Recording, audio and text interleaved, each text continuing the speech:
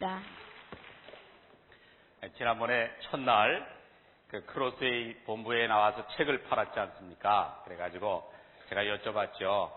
이렇게 인텐시브 코스로 이 크로스웨이를 가지고 교회에서 강의한 적이 있느냐고 그랬더니 한국에는 아직 없었고 아마 세계 최초일 거라고. 그러니 여러분들이 얼마나 대단한 분들이에요. 그렇죠? 자, 우리 옆에 있는 분들에게 참 대단하십니다 하고 인사 좀 하세요. 네.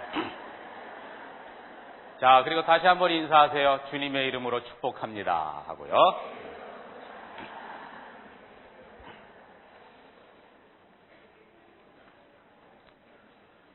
이런 말이 있습니다. 입술에 30초가 가슴에 30년이 된다. 아멘? 그만큼 말이 중요하다는 거죠. 입술에 30초가 가슴에 30년이 된다. 그만큼 말은 사람을 죽이기도 하고 또 살리기도 한다 하는 말씀인 것 같습니다. 근데 우리 현대 그리스도인들의 질병 중에 하나가 말을 잘 못하더라. 그래서 말 가지고 상처 주고 또 말 때문에 상처받는 경우가 너무나 많더라 하는 말씀을 우리가 듣지 않습니까? 말 한마디가 평생 상처가 되는 경우가 있더라는 거죠. 그런 의미에서 우리 순장님들의 역할과 또 이제 저 위에 계신 제자반, 사역반 분들의 역할이 대단하죠. 어떤 아내가 남편이 운전할 때마다 과속을 이렇게 하더랍니다. 그래서 과속하지 말라고 하면 잔소리 한다고 화를 내고 이거 어떻게 하면 좋을까? 어떻게 하면 좀 남편의 운전 습관을 좀 고칠 수 있을까 해서 어느 날 하루는 자동차 안에다가 메모를 해놨다 그러죠. 여보, 운전을 할 땐 꼭 찬송을 부르세요. 60km로 달릴 땐 주 안에 있는 나에게 딴 근심이 있으랴 이걸 부르세요. 그 다음 80km로 달릴 땐 날마다 주께로 더 가까이를 불러주세요. 그 다음에 100km로 달릴 때는 요단강 건너가 만나리 불러주시고 마지막으로 120km 달릴 때는 주여 나 이제 갑니다 라고 불러주세요. 이렇게 메모를 남겨두었더니 그 다음부터는 운전 습관이 바뀌더라. 이게 그래서 지혜로구나 하는 걸 느꼈다 하는 이야기가 있습니다. 자, 이제 오늘은 제19가부터 예수 그리스도부터 이제 공부를 해야 되죠.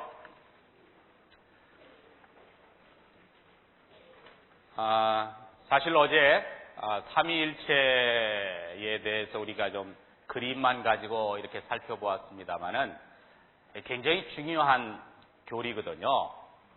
오늘 배우는 예수 그리스도 일종의 기독론이고 또 어제 잠시 그림으로 살펴보았던 것은 삼위일체론인데 사실 교회 역사상 이 삼위일체론이나 또 기독론은 이건 정말 엄청난 그런 역사의 과정을 거쳐서 오늘날 우리가 그 예수님에 대한 어떤 그 성경에서 보여주는 그 교리라 그럴까요? 그게 사실은 이렇게 만들어진 겁니다. 굉장히 중요한 부분인데 우리가 이제 짧은 시간 내에 하는 것이기 때문에 어제 삼위일체론은 좀 이렇게 깊이 다루지를 못했어요. 오늘은 이 기독론은 또 삼위일체론과 관계가 좀 있기 때문에 간단하게나마 좀 이렇게 생각해 보도록 하겠습니다. 사실 예수님은 과연 어떤 분일까? 그러면 베드로가 대답한 것처럼 주는 그리스도시요 살아계신 하나님의 아들이십니다. 만약에 이렇게 대답하면 간단합니다. 주님은 나의 하나님이요 나의 구원자이십니다. 그리고 예수님은 참 하나님이시고 참 사람이십니다. 이렇게 단순하게 믿으면 됩니다. 그런데 교회 역사를 보면 그렇지가 못했어요. 삼위일체 또 예수님에 대해서 너무나 많은 사람들이 엉뚱한 소리들을 했어요.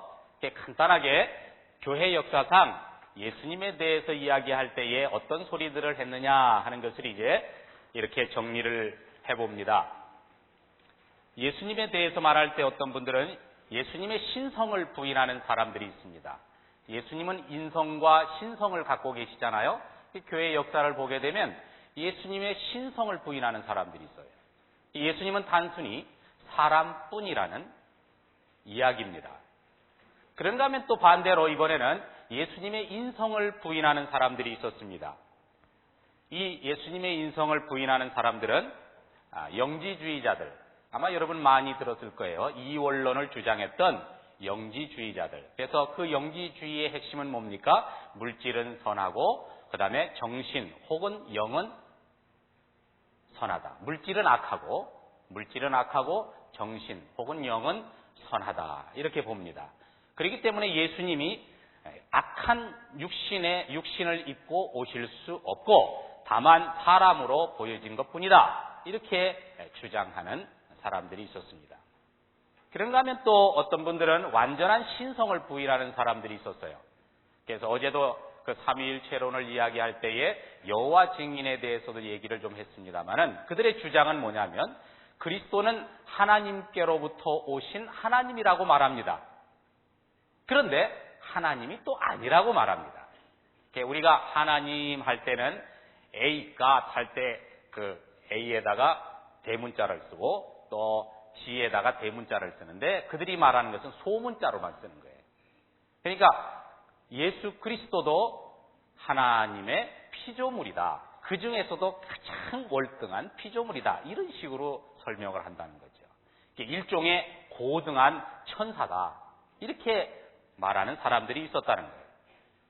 그런가 하면 또 한편으로는 완전한 인성을 부인하는 사람들이 있었어요. 그래서 이들의 주장은 사람은 몸과 혼과 영으로 구성되어 있는데 예수님은 인간의 몸과 혼을 가지고 있고 영의 자리에 로고스가 들어가셨다. 뭐 이런 식으로 설명을 해요. 그런가 하면 또 예수님에게는 인성과 신성이 있는데 두 성품을 분리하는 그런 시도를 했어요. 그러니까 단일 인격을 부인하는. 그러니까 예수님은 신성과 인성을 가지고 있으면서도 그분은 뭐예요? 한 인격을 가지고 계신 분이에요. 그러나 이들은 예수님의 신성과 인성의 참된 연합을 부정했고 또한 예수님의 신성과 인성을 유기적인 단일체로 보지 않았어요. 그래서 이인격을 주장했다는 거죠. 그런가 하면 또 어떤 분들이 있었느냐? 한 성만 긍정하는 사람들이 있었어요.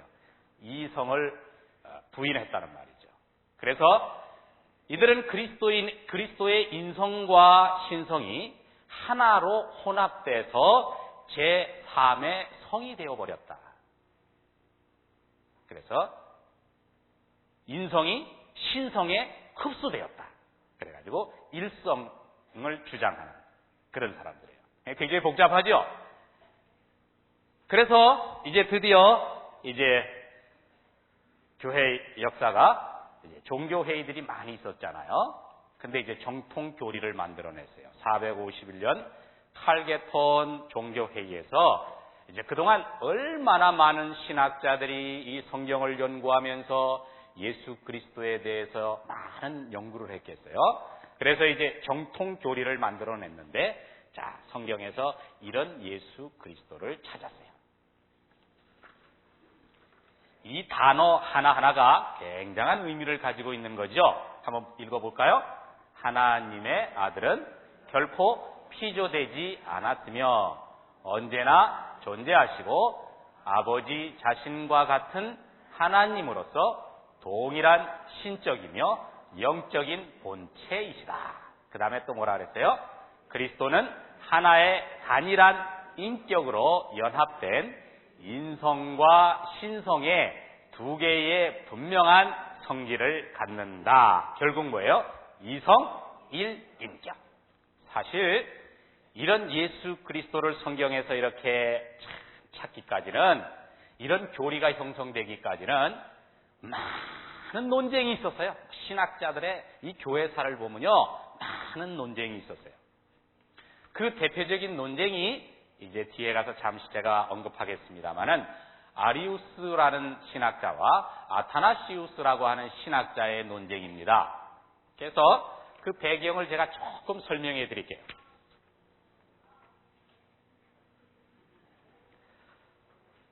그 배경을 제가 조금 설명해 드리면 AD 64년 네로 황제의 박해에서부터 이제 AD 314년 콘스탄티누스 황제가 이제 밀라노 칙령, 이 종교 자유를, 신앙의 자유를 허락하는 거거든요.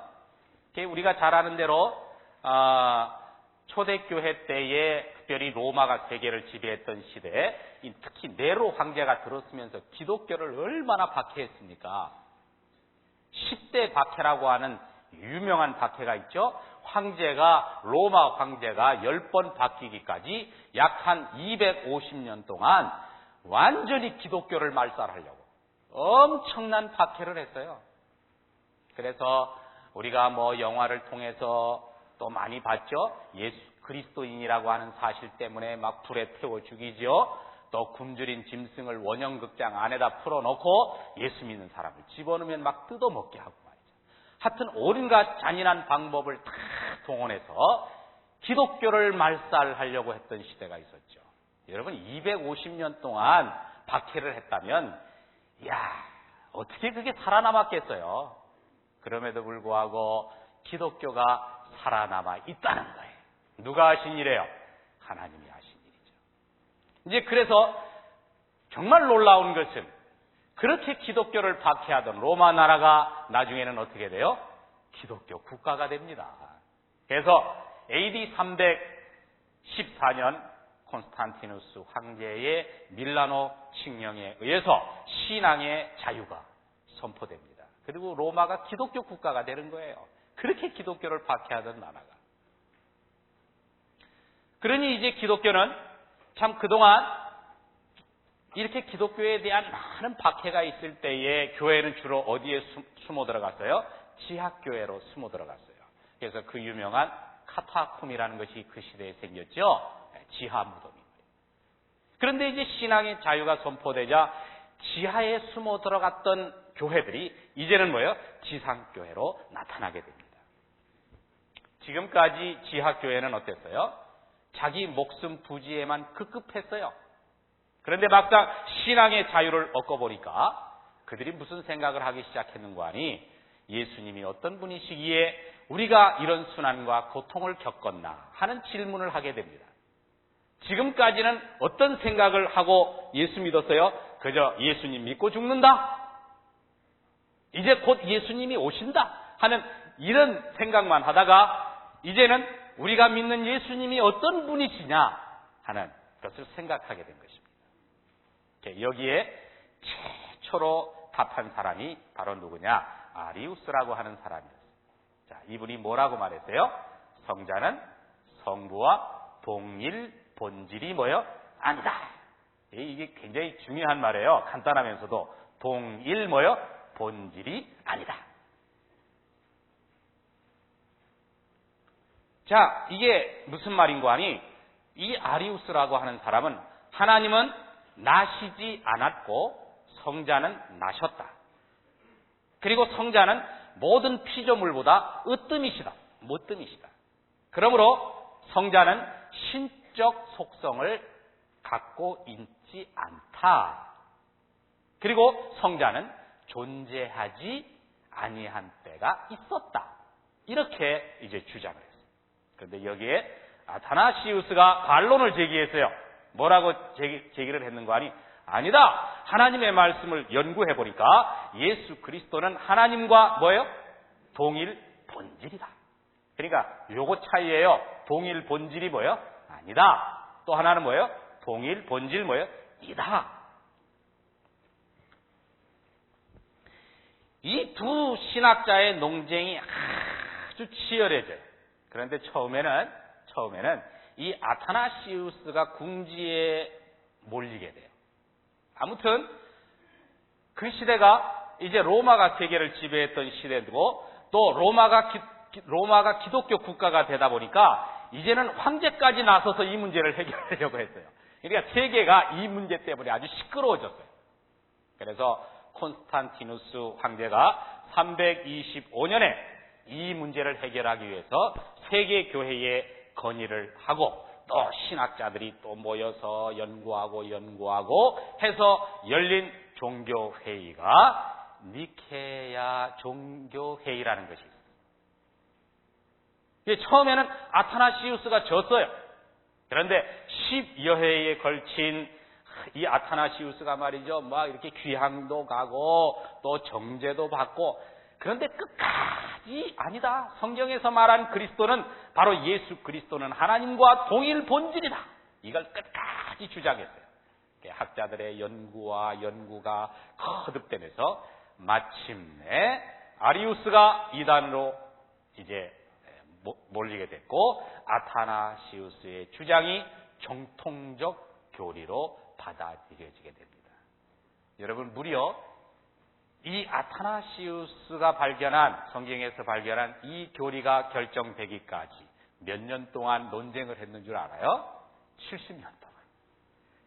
70년 동안. 이 삼위일체론도 마찬가지예요. 다 그런 과정을 통해서 만들어진 교리란 말이죠. 이때 만들어진 바로 신조가 니케야 신조라는 것입니다. 자, 제가 한번 이 신조를 잘 읽어드릴 테니까 한번 잘 들어보세요. 우리가 믿는 그 삼위일체 하나님, 그분에 대해서 이런 역사적인 많은 논쟁을 거쳐서 어떻게 해서 신조가 만들어졌는가, 어떤 신조가 만들어졌는가 잘 들어보세요.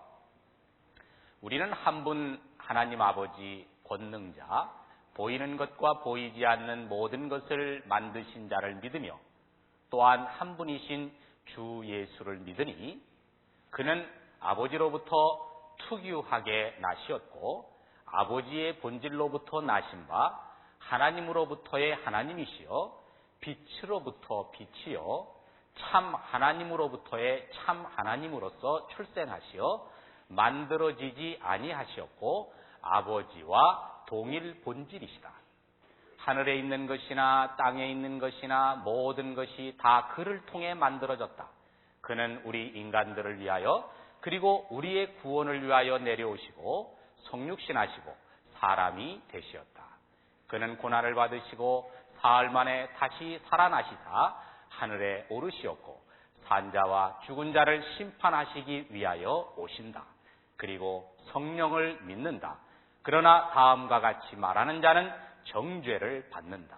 즉 그는 계시지 않는 때가 있었고 그가 나시기 전에는 그가 계시지 않았다거나 또한 그는 없는 것으로부터 생겨나셨다고 말하거나 하나님의 아들은 어떤 다른 존재물이나 본질로부터 되었고 창조되고 변화될 수 있다고 주장하는 자들은 카톨릭적이고도 사도적인 교회로부터 정죄함을 받는다. 여기서부터 나온 것이 바로 뭐예요? 사도신경이에요. 우리가 고백하고 있는 사도신경이죠? 바로 그 시대에 만들어진.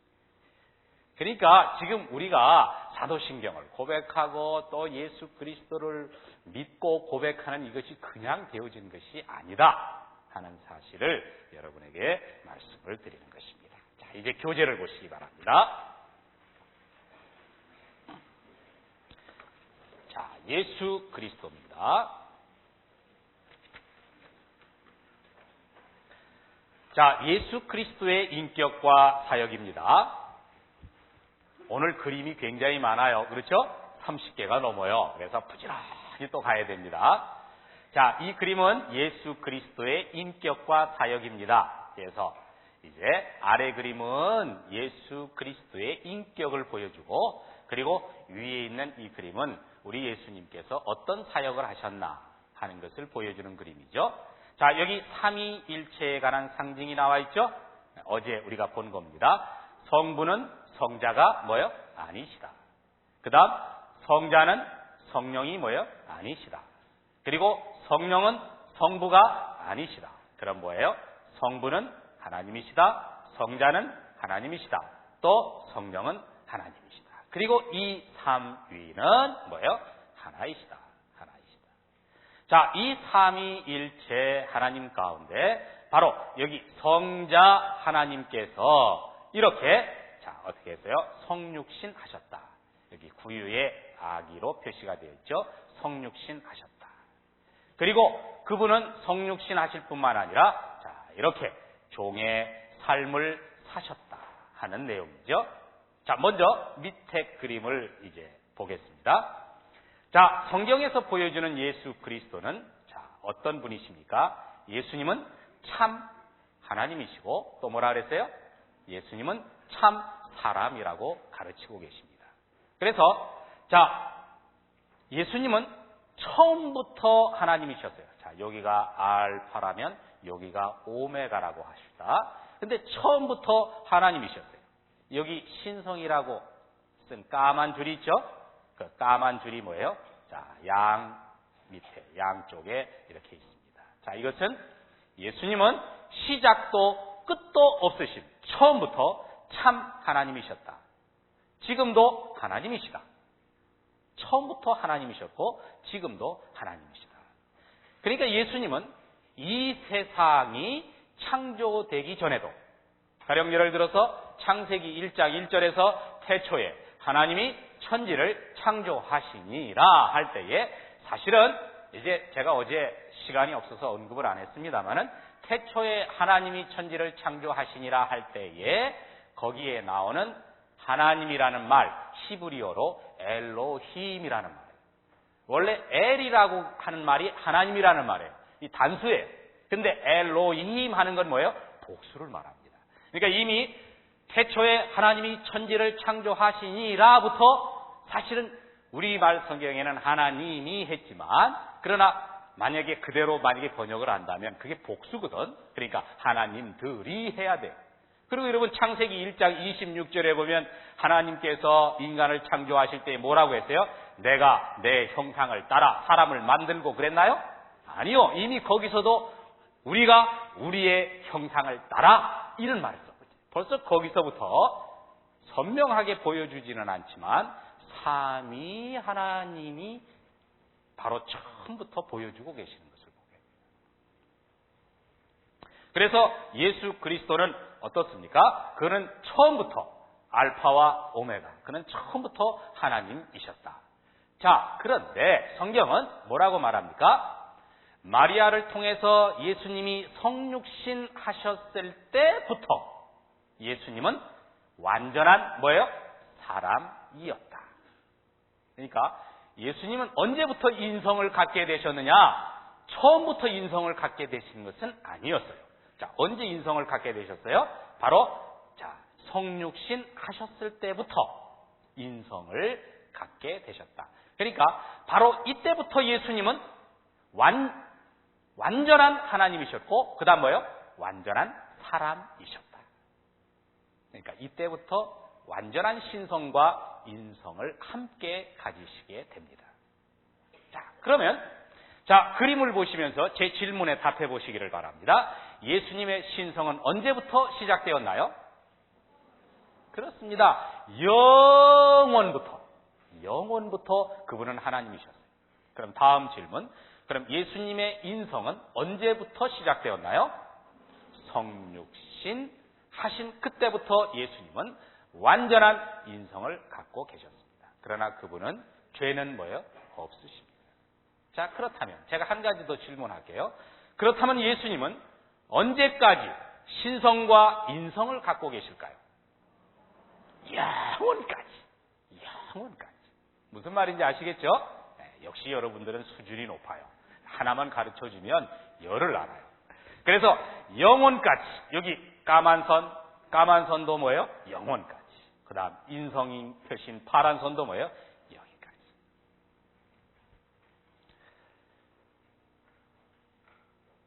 그러니까 지금도 예수님은 참 하나님이시고 또 뭐예요? 참 사람이세요. 예수님이 부활하셔서 사람의 눈에 보는 가운데, 그렇죠? 승천하셨죠? 네, 지금도 예수님은 참 하나님이시고 참 사람이시다.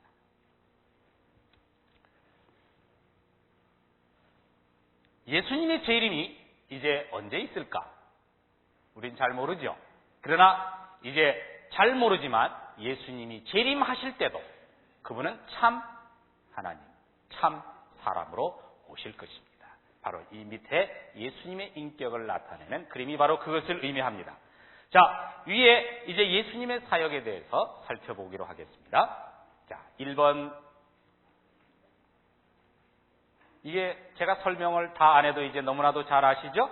네, 자, 그분은 성육신 하셔서 참 이와 같은 종의 삶을 사셨다. 위로는 하나님을 사랑하고 또 옆으로는 우리를 끝까지 사랑하시고 섬기셨다.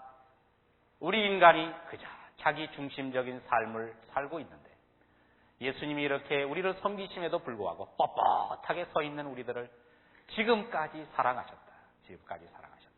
자, 너무나도 우리가 잘 아는 예수님의 사역에서 이제 보여주는 그런 그림이었습니다. 자, 그 다음 그림 보도록 하겠습니다.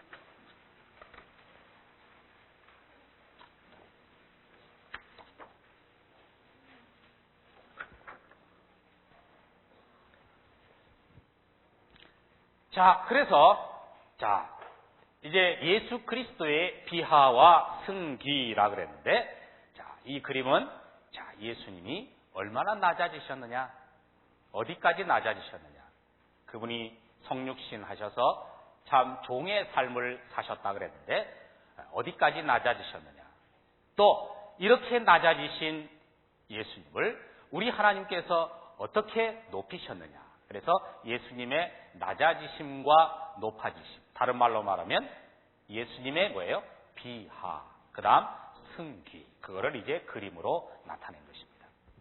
자, 제가 그림을 조금 보충을 했어요. 옆에 조금 보충을 했는데 이미 앞에 그림에서 말씀드린 것처럼 예수님은 영원부터 영원까지 그분은 하나님이십니다. 그런데 아시는 바대로 하나님이신 예수님이 육신을 입으셨어요. 성육신 하셨습니다.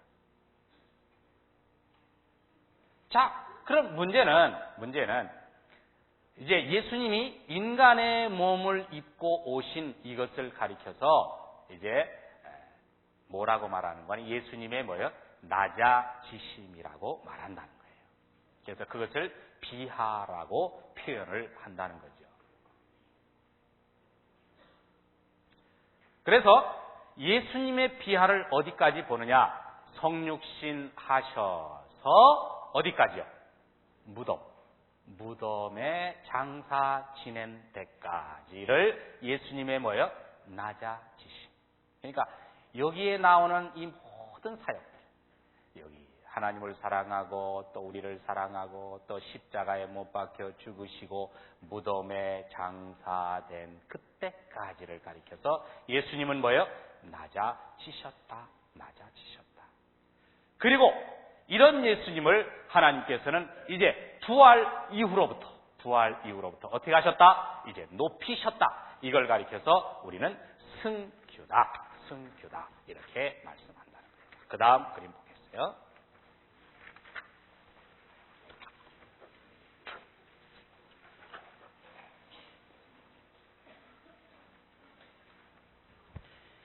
비하 단계적으로 내려가심, 또 승규 단계적으로 올라가심.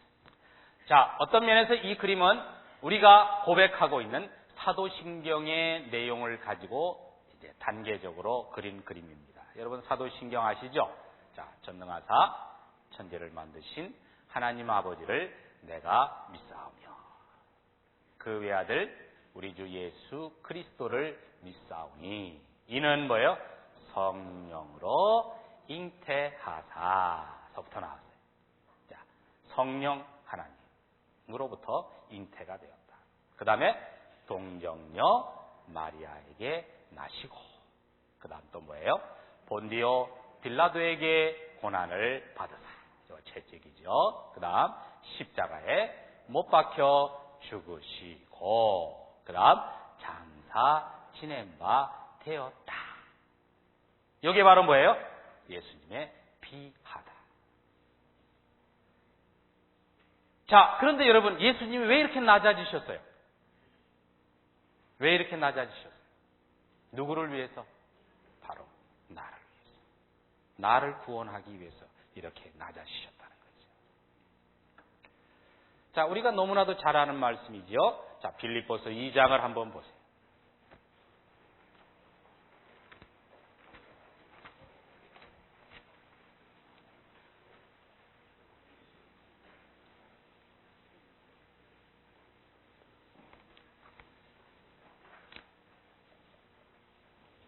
자, 빌립보서 2장 5절부터 11절까지 말씀은 우리 예수님이 어떻게 낮아지셨고 또 예수님 하나님께서 어떻게 높이셨는가 하는 말씀이죠. 자, 같이요.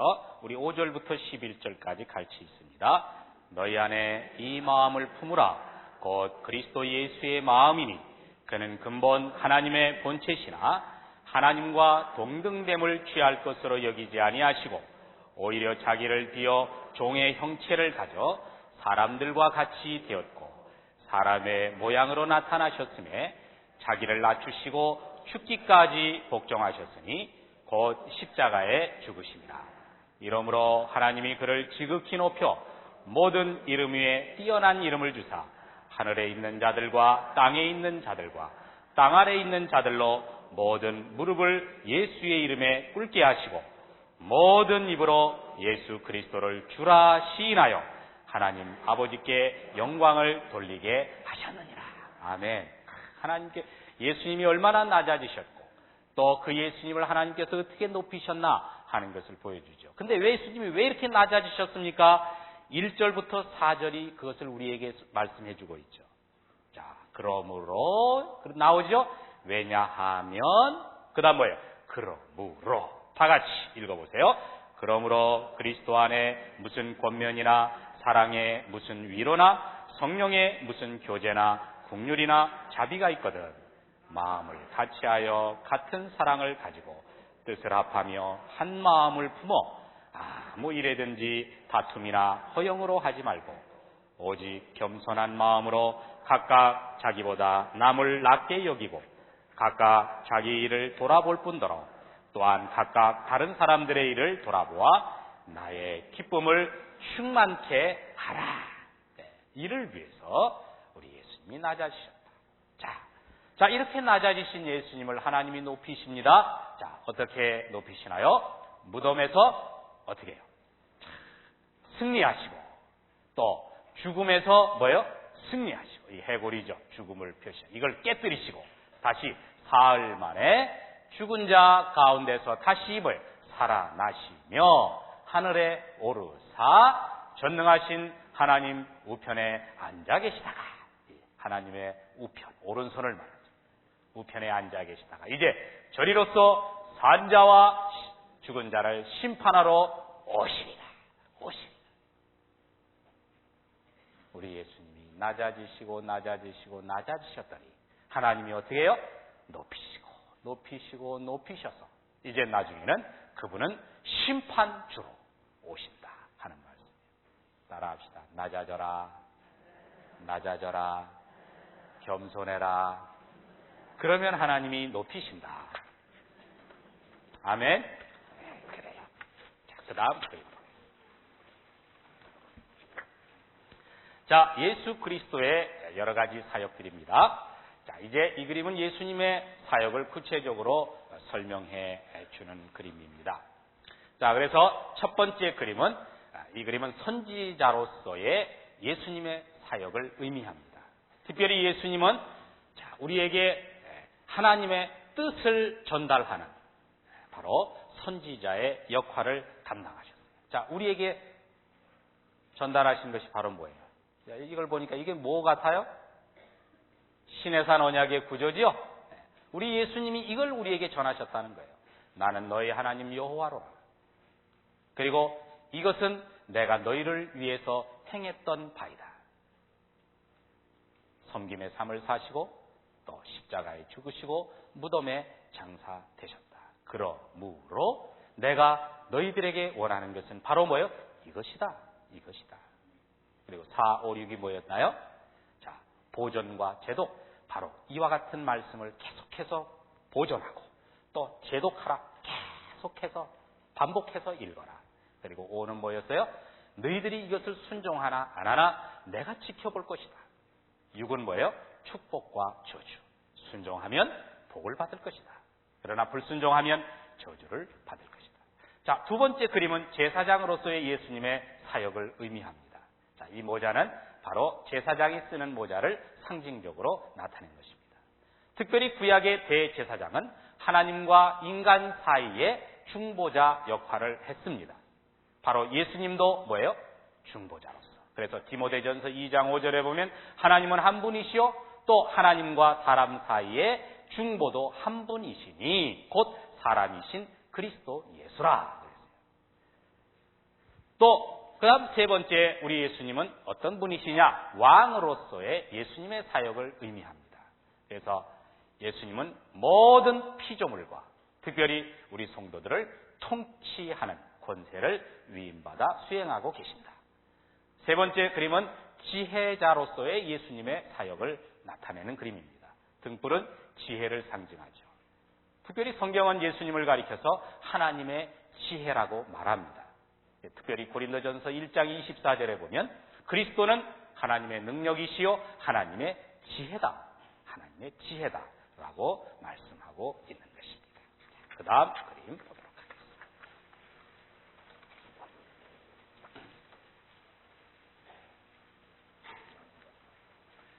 보이는 아들이 보이지 아니하시는 아버지를 우리에게 보여주셨다. 자, 이 그림은 요한복음 14장의 내용을 그림으로 나타낸 것입니다. 요한복음 14장에 보면 빌립이 예수님에게 자, 아버지를 좀 보여주십시오 라는 질문을 했죠. 그랬더니 예수님이 뭐라고 대답하셨나요? 내가 나와 함께 그렇게 오래 있으면서도 그것을 알지 못하느냐. 내가 만일 나를 알았다면 누구를 알았을 것이다? 아버지를 알았을 것이다. 그랬어요. 그게 무엇을 의미하는 말씀이에요?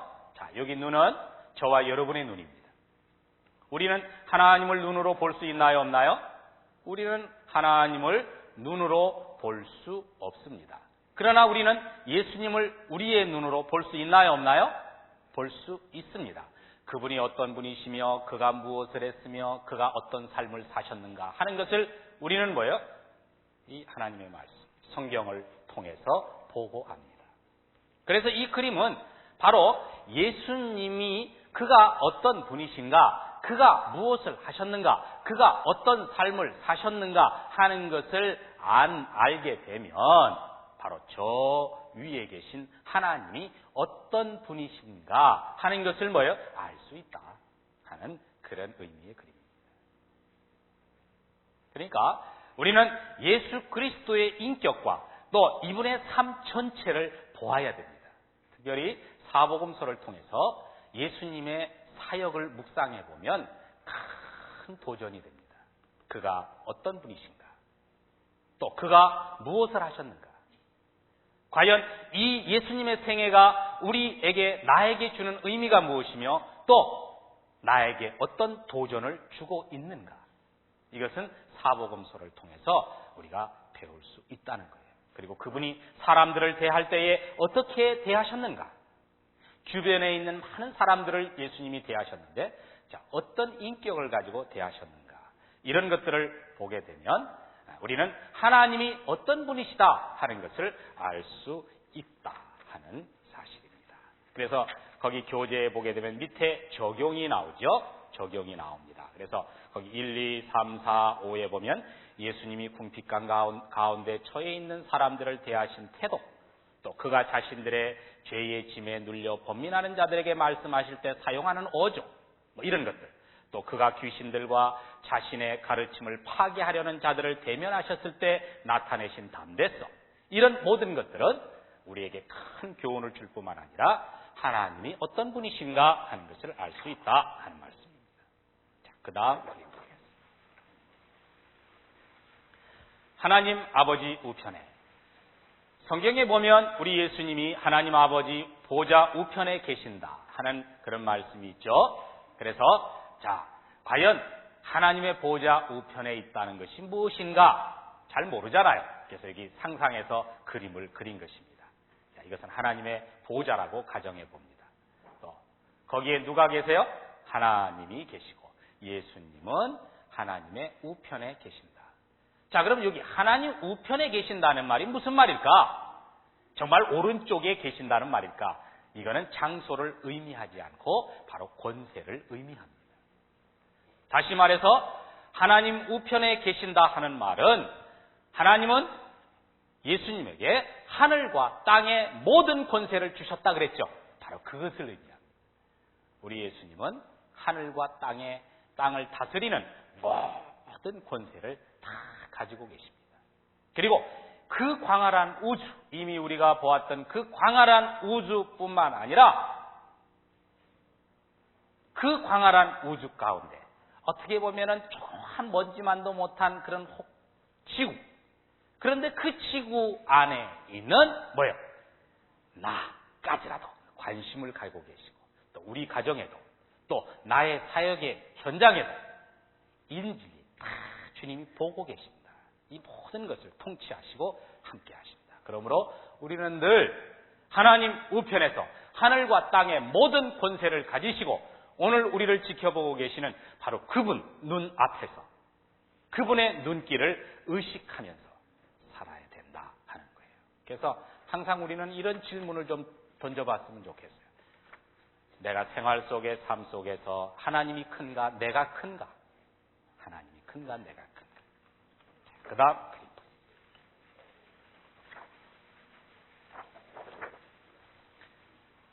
바로 이 그림은 조금 전에 말씀하신 것처럼 우리 하나님은 만물을 그리스도의 발 아래 두셨다 그랬어요. 하늘과 땅의 모든 권세를 바로 발 아래 두셨다. 이 그림은 바로 에베소서 1장 22절. 여러분 바로 교재 옆에 있죠. 만물을 어떻게 했어요? 그 발 아래 복종하게 하시고 그를 만물 위에 교회의 머리로 주셨느니라. 바로 이제 그 말씀을 토대로 그린 그림이에요.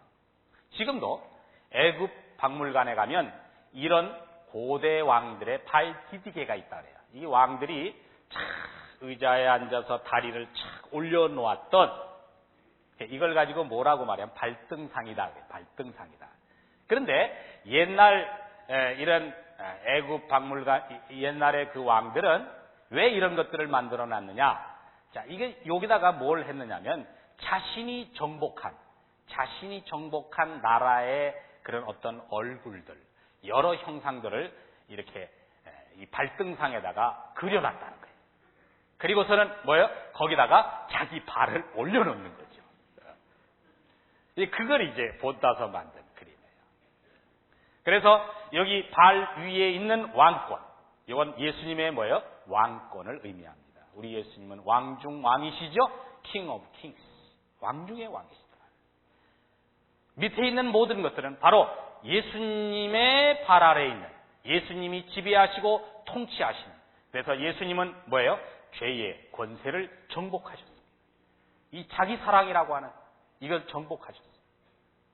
율법의 권세도 정복하셨습니다. 또 심판하는 권세가 예수님에게 있습니다. 또 죽음의 권세도 예수님은 정복하셨어요. 또 우주 안에 있는 모든 권세를 예수님이 가지고 계세요. 그리고 예수님은 사탄과 귀신의 권세를 물리쳤어요. 자, 이 모든 권세를 예수님은 정복하고 또 이 모든 권세가 예수님의 발 아래 있다. 그러므로 우리는 로마서 8장에 있는 말씀처럼 누가 우리를 그리스도의 사랑에서 끊으리요? 그렇죠? 이렇게 담대하게 외칠 수 있는 것입니다. 자, 옆에 있는 분들에게 크게 외칩시다. 두려움 뚝 하고.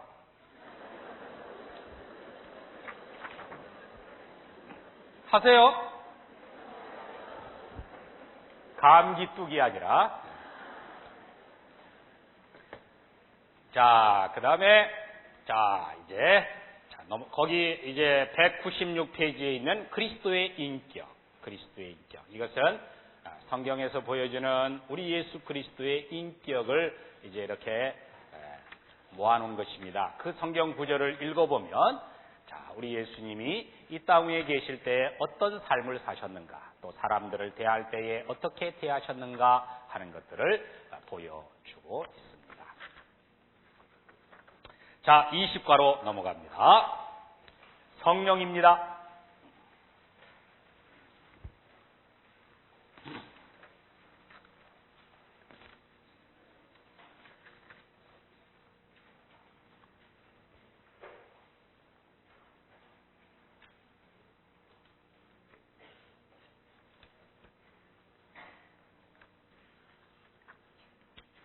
제가 지금 눈치를 보고 있어요.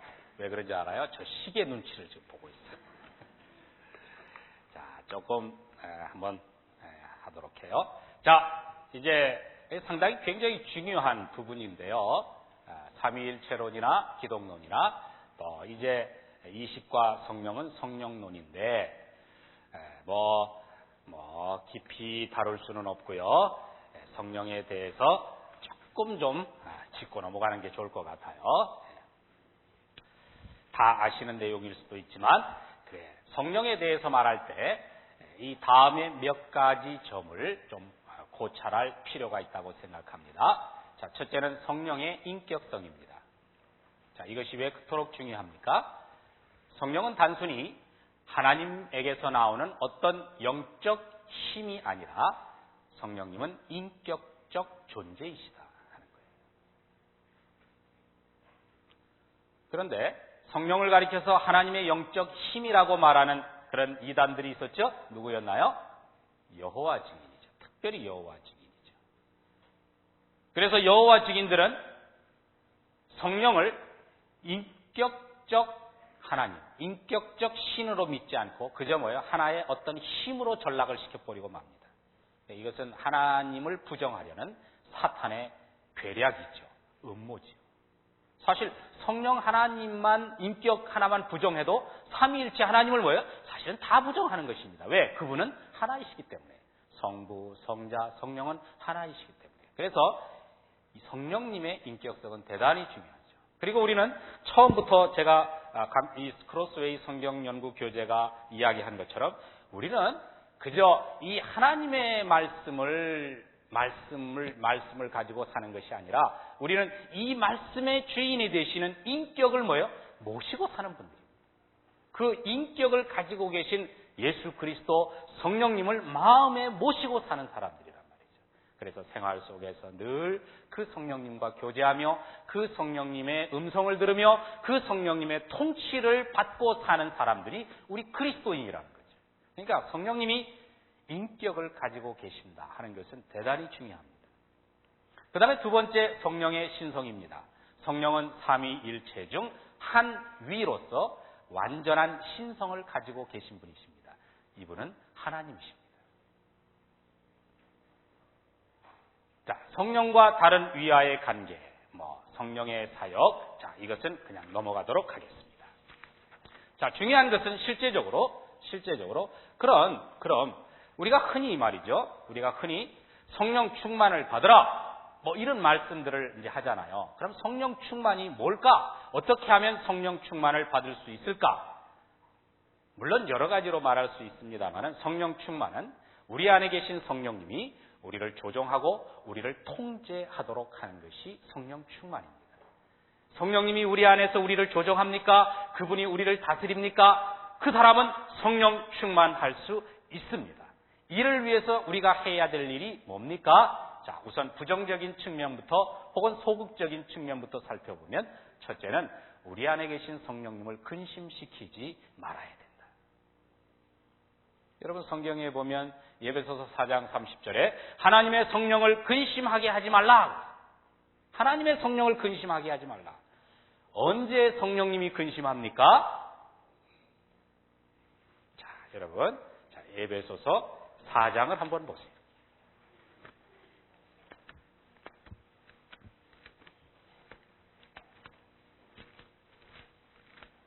에베소서 4장. 에베소서 4장에 보면 성령님을 근심시키는 죄들이 쭉 나오죠. 자, 25절부터 29절까지.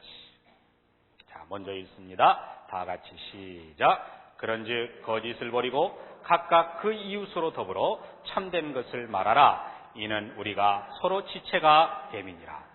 분을 내어도 죄를 짓지 말며 해가 지도록 분을 품지 말고 마귀로 틈을 타지 못하게 하라.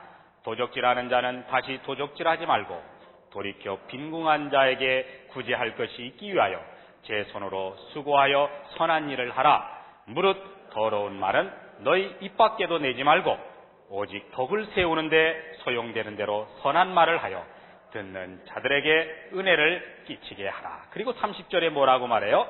하나님의 성령을 근심하게 하지 말라. 그 안에서 너희가 구속의 날까지 인치심을 받았느니라. 그리고 31절 32절 보니까 다 같이 너희는 모든 악독과 노함과 분냄과 떠드는 것과 회방하는 것을 모든 악의와 함께 버리고 서로 인자하게 하며 불쌍히 여기며 서로 용서하기를 하나님이 그리스도 안에서 너희를 용서하심과 같이 하라. 특별히 성령님은 이웃과 관련해서, 우리 주변에 있는 사람들과 관련해서 우리가 이러한 죄를 지을 때에 근심하신다. 성령님이 근심하시면 성령 충만할 수 있을까요? 없을까요? 없죠. 그 다음 두 번째, 성령님을 소멸해서는 안 된다. 데살로니가전서 5장 19절에 보면 성령을 소멸치 말며 그랬죠. 성령님은 우리 속에서 우리를 깨우치시고 때로는 아이디어를 제공하시고 또 때로는 생각들을 유발하시고 또는 암시해 주시기도 하시잖아요. 때로는 어때요? 그래서는 안 돼. 그러지 마. 여러분, 성령님이 우리 속에서 이렇게 말씀하실 때 이 음성이 들려요, 안 들려요? 들려요, 안 들려요? 다 따라합시다. 듣는 자는 복이 있나니. 그렇죠. 이 음성을 듣는 자는 복이 있습니다. 그런데 성령님의 음성이 들릴 때에 그런 것들을 거절하거나 기각시키지 말라는 거예요. 소멸해서는 안 된다는 거예요. 성령님이 그래서는 안 돼. 그러면 아니, 성령님 잠깐만요. 이래서는 안 된다. 그러면 성령님을 소멸하게 된다. 그러면 성령 충만할 수 뭐예요? 없다. 그 다음 우리가 성령 충만하시기 위해서는 내 몸을 쳐서 복종시켜야 된다. 그래서 바울은 내가 내 몸을 쳐 복종하게 한다.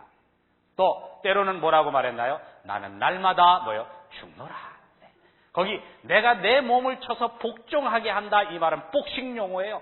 KO 시킨다는 말이에요. KO 시킨다. 우리 속에 있는 그런 자기 사랑, 자기 중심적인 삶, 이런 삶에 대해서 그냥 꼭 막 두들겨 팬다는 거예요. 그래서 KO 시킨다. 그럴 때 성령 충만할 수 있다. 자, 그러면 성령 충만할 수 있는 적극적인 방법. 자, 다시 한번 말씀드리죠. 성령님께서 우리 안에 계신 것을 늘 뭐예요? 인식해야 된다. 사실 성령은 모든 그리스도인 안에 계십니다.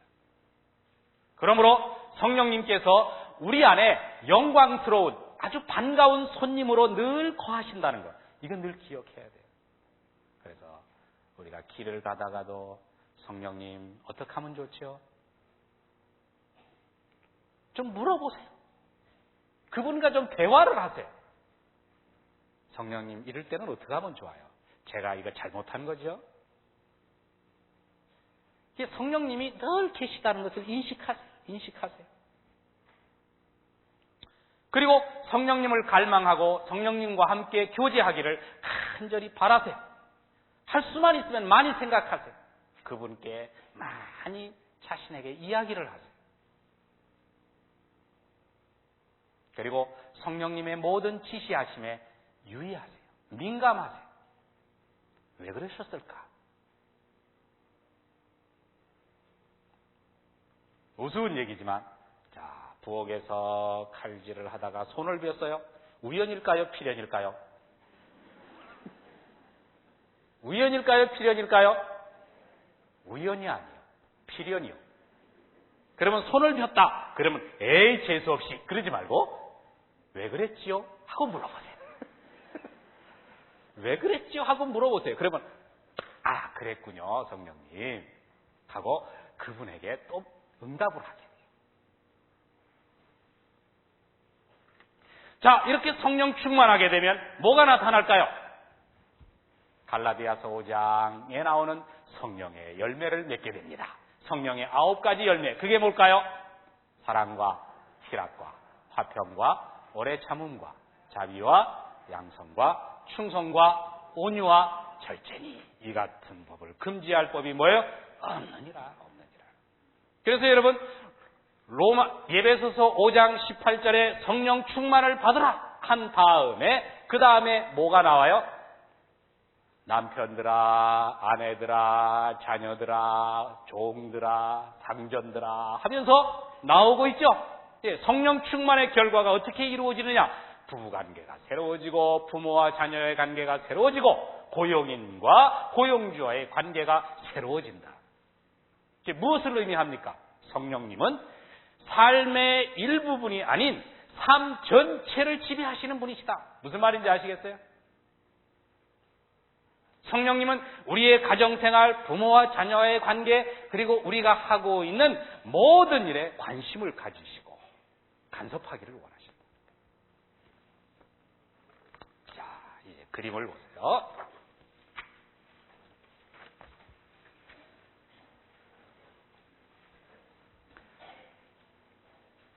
자, 이 그림은 예수님의 사역과 성령님의 사역을 이렇게 그린 그림입니다. 자, 여기 구름을 가리켜서 우리는 쇠키나라고 말하죠. 다시 말해서 하나님의 임재를 상징하는 그림입니다. 자, 그래서 예수님께서는 어떻게 하셨어요? 하나님으로부터 오셨습니다. 그래서 이와 같은 삶을 통해서 참 하나님께 참 영광을 돌렸죠. 이와 같은 삶을 통해서 우리를 얼마나 사랑하셨는지. 그리고 예수님은 어떻게 하셨어요? 자, 이렇게 부활 승천하셨어요. 부활 승천하셨어요. 자, 그런데 이제 예수님은 부활하셨지만, 자, 내가 가면 우리 예수님이 뭐라 그랬죠? 보혜사 성령을 너희에게 보내주겠다. 그래서 성령님이 오셨어요. 성령님이 오셨어요. 그래서 그 성령님이 우리로 하여금 예수 그리스도가 어떤 분이신가 깨닫게 하시고 또 성경 안에 있는 많은 말씀들을 깨닫게 하세요. 말씀들을 깨닫게 하세요. 말씀을 들을 때 그 말씀을 깨닫게 하시고 특별히 이 성령님께서 우리에게 계속 강조하는 것은 뭐냐면 예수 그리스도의 삶과 사역에 대해서 계속 가르쳐주고 계세요. 그리고 이제 마침내 우리는 이제 하나님 앞에서 또 영광을 누릴 것이다 라고 약속을 하고 계세요. 그 다음 그림 보겠습니다.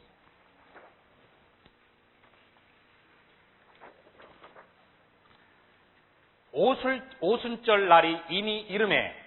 자, 이 그림은 사도행전 2장에 나오는 오순절 사건을 그림으로 나타낸 것입니다. 자, 근데 여러분 이 그림을 보니까 비슷한 그림, 옛날 보았던 그림이 하나 생각나지 않나요? 자, 요 그림과 그 다음에 뭐예요? 요 그림. 비슷하죠? 자, 요게 바로 뭐였나요? 시내산 언약이었죠. 자, 시내산 언약과 자, 이스라엘 백성들이 이제 6월절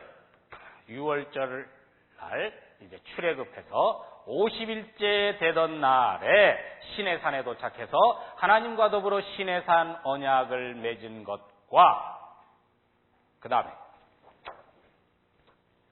요건 사도행전 2장에 나오는 오순절인데 이 오순절은 언제냐? 예수님이 언제 십자가에 못 박히셨나요?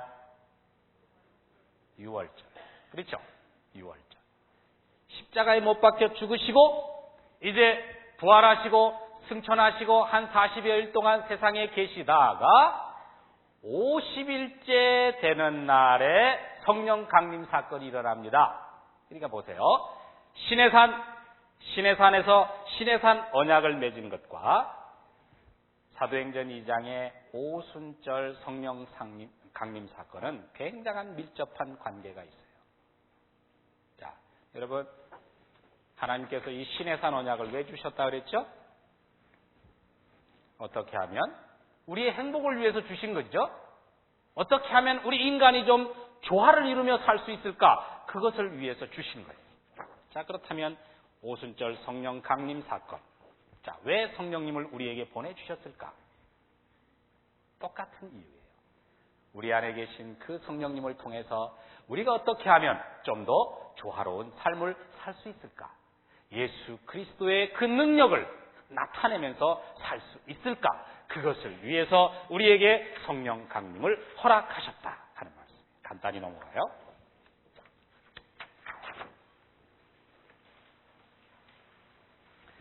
오순절 하나님 은혜의 방편입니다. 자, 그래서 이것은 하나님께서, 성령 하나님께서 오늘날 우리에게 어떻게 우리에게 은혜를 주시고 계시는가, 성령 하나님이 지금 우리에게 무엇을 지금 의도하고 계시는가 하는 것을 가르쳐 주는 그림입니다. 자, 그래서 여기 하나님을 상징하는 그림과 성령 하나님을 상징하는 그림이 이렇게 이제 겹쳐졌죠. 누구를 가리켜요? 성령 하나님. 그래서 성령 하나님께서는 오늘 이 시대에 우리에게 무엇을 가지고 은혜를 베푸시고 계시느냐? 하나님의 말씀과 그 다음 뭐예요? 자, 여기 성례, 세례와 성찬. 하나님의 말씀과 세례와 그 다음에 성찬. 이것을 가지고 자기 사랑, 자기 중심적인 삶을 사는 우리들에게 계속 은혜를 베푸시고 계세요. 끊임없이 은혜를 베푸시고 계세요. 그런데 요 하나님의 말씀과 그 다음에 요 세례를 상징하는 물방울과 또 성찬을 상징하는 요 떡과 요게 다 어디에 있어요? 노란 십자가. 그러니까 이 모든 것들이 다 예수 그리스도의 뭐예요? 십자가. 예수 그리스도를 나타내는 거다 이 말이죠. 계속해서 이분이 하는 말이 뭐예요? 내가 너를 사랑한다. 계속 사랑을 베푸신다는 거예요. 자, 이와 같은 은혜의 방편들을 통해서 한다는 거예요. 근데 왜 이렇게 은혜를 베푸느냐? 내가 원하는 바는 바로 뭐냐? 바로 이것이다. 너희들도 하나님을 뭐예요? 사랑하라. 그리고 너희들도 서로 섬기고 사랑하라. 그래서 하나님께서 처음 인간을 창조하실 때 그 하나님의 형상을 회복하라는 거예요. 상실한 인간성 회복, 그리고 인간과의 관계 회복, 이것이 바로 성령 하나님의 은혜를 받은 사람들의 결과다 하는 것을 말씀하고 있습니다. 자, 그 다음 성령의 선물. 자, 성령님께서 우리에게 주시는 선물이 무엇인가 하는 것을 보여주는 그림입니다. 특별히 성령님께서 우리에게 선물로 주는 것은 밑에 있는 이 등불에서 볼 수 있듯이 참 여러 가지 많은 지혜들입니다. 성령님이 특별히 우리에게 주시는 것, 빛을 비춰주시는 이런 조명이라 그럴까요? 이것이 우리에게 주시는 지혜들이다. 그러면 이 지혜를, 성령님께서 우리에게 지혜를 주실 때 우리는 그저 뭐예요? 이렇게 우리의 손이죠. 하나님께서 주시는 이런 지혜들을 받을 뿐이다. 받을 자격이 있어서 받는 것이 아니라 그저 어쩔 줄 몰라가지고 그저 이런 은혜 주시는 거에 대해서 너무너무 감사해서 그저 받을 뿐이다. 그러면 성령님께서 우리에게 주신 선물이 뭐냐? 여러분 교재에 나와 있죠? 자, 성령님께서 우리에게 주시는 선물들. 성령님은 우리에게 성경을 조명해 주십니다. 성령님은 이미 참 인간 저자들을 감동하셔서 성경을 기록하게 하셨는데 오늘날 이 시대에 우리가 하나님의 말씀을 읽을 때 이걸 조명해 준다. 성경을 기록할 때는 영감이다라는 말을 쓰는데 이 하나님의 말씀을 깨닫게 하시고 또 이 말씀을 통해서 참 우리로 하여금 참 이렇게 인도함 받게 하는 것을 조명해 주신다. 또 뿐만 아니라 성령님은 이와 같은 말씀들을 통해서 우리가 어떤 사람들이었는가, 우리가 이런 죄의 세력의 노예가 되어 있고 또 뿐만 아니라 참 이 사망에 예속되어 있고 결국은 심판받을 수밖에 없는 그런 인간들이었음을 성령님은 우리에게 가르쳐 주신다는 거예요. 또 뿐만 아니라 성령님은 우리가 말씀을 이렇게 공부할 때에 예수 그리스도께서 하신 일이 어떤 일인가 이런 것들을 분명히 깨닫게 하신다는 거예요. 또 뿐만 아니라 성령님은 우리로 하여금 예수 그리스도를 믿도록 마치 이 물속에 빠져있는 사람이 이 튜브를 잡고 할 수 있듯이 튜브를 잡듯이 우리가 예수님을 믿을 수 있도록 누가 하시는 일이다? 성령님이 하시는 일이다 하는 말이에요. 또 뿐만 아니라 성령님은 우리가 어떻게 살아야 할 것인가 하는 것을 가르쳐 주시는 분이세요. 계속해서 가르쳐 주시는 분.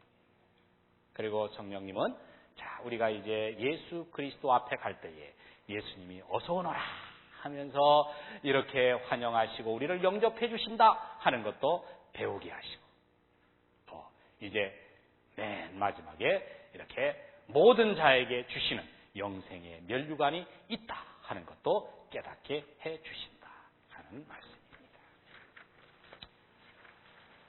자, 10분간 휴식하도록 하겠습니다.